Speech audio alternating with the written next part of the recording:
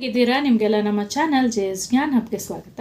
ಇಂದು ನಾವು ಸಿರಿಗನ್ನಡ ಪ್ರಥಮ ಭಾಷಾ ಕನ್ನಡ ಪಠ್ಯಪುಸ್ತಕ ಭಾಗ 1 9ನೇ ತರಗತಿಯ ಪಠ್ಯಪೂರಕ ಅಧ್ಯಯನದಲ್ಲಿರುವಂತಹ 3ನೆಯ ಪದ್ಯವಾಗಿರುವಂತಹ ಸಿರಿಯ ನಿನ್ನೇನ ಬಣ್ಣಿಪೆನು, ಇದನ್ನು ರತ್ನಾಕರ ವರ್ಣಿಯವರು ಬರೆದಿದ್ದಾರೆ. ಇದರ ಪ್ರಶ್ನೋತ್ತರಗಳ ಕಡೆಗೆ ಗಮನ ಕೊಡೋಣ. ಸಿರಿಯ ನಿನ್ನೇನ ಬಣ್ಣಿಪೆನು, ಇದರ ಕೃತಿಕಾರರ ಪರಿಚಯ. ಕೃತಿಕಾರರು ರತ್ನಾಕರ ವರ್ಣಿ. ಕಾಲ ಸಾಶ 1000 ಶತಕ 1520. ಸ್ಥಳ ದಕ್ಷಿಣ ಕನ್ನಡ ಜಿಲ್ಲೆಯ ಮೂಡುಬಿದಿರೆಯವರು.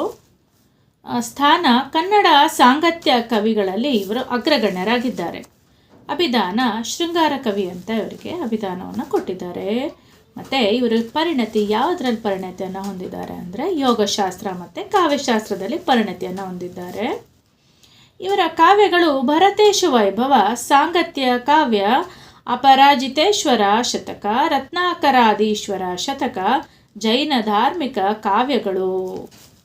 ಮತ್ತು ಇವರ ರಚನೆ ಸುಮಾರು 2000 ಸಾಂಪ್ರದಾಯಿಕ ಹಾಡುಗಳು, ಇದಕ್ಕೆ ಆಧ್ಯಾತ್ಮಿಕ ಗೀತೆಗಳು ಕೂಡ ಅಂತ ಹೇಳ್ತಾರೆ. ಅಭ್ಯಾಸ 1. ಭರತೇಶ ವೈಭವ ಕಾವ್ಯದ ಕರ್ತೃ ಯಾರು? ಭರತೇಶ ವೈಭವ ಕಾವ್ಯದ ಕರ್ತೃ ರತ್ನಾಕರ ವರ್ಣಿ. 2. ಭರತನನ್ನು ಹೊಗಳುತ್ತಿದ್ದ 3 ಲೋಕಗಳು ಯಾವುವು? ಭರತನನ್ನು ಹೊಗಳುತ್ತಿದ್ದ 3 ಲೋಕಗಳು ಸ್ವರ್ಗ, ಮರ್ತ್ಯ ಮತ್ತು ಪಾತಾಳ ಲೋಕಗಳು. 3. ಬೇರೆ ಬೇರೆ ಭಾಷಿಕರು ತನ್ನ ಕೃತಿಯನ್ನು ಹೇಗೆ ಹೊಗಳಬೇಕೆಂದು ಕವಿ ಬಯಸುವನು?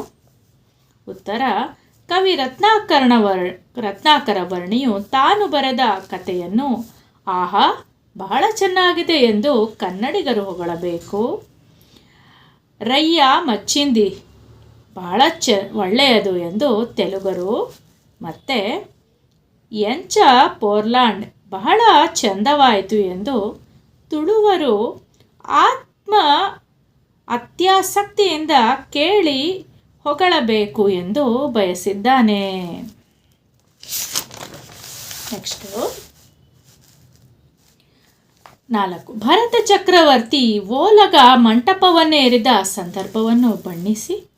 ಉತ್ತರ: ಭರತ ಚಕ್ರವರ್ತಿಯು ನವರತ್ನ ಹಾಗೂ ಚಿನ್ನದಿಂದ ನಿರ್ಮಿತವಾಗಿದ್ದ ಆಸ್ಥಾನ ಭವನದಲ್ಲಿ ಸ್ವರ್ಗಲೋಕದಲ್ಲಿ, ದೇವೇಂದ್ರನು ರತ್ನ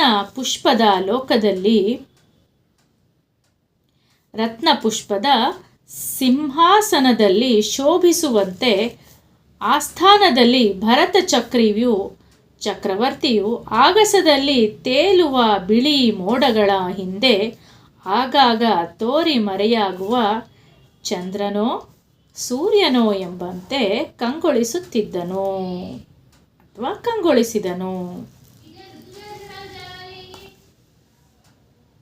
ನಿಮಗೆ ಈ ಕ್ವಶನ್ ಆನ್ಸರ್ಸ್ ಅರ್ಥ ಆಗಿದೆ ಅಂತ ತಿಳ್ಕೊಳ್ತೀನಿ.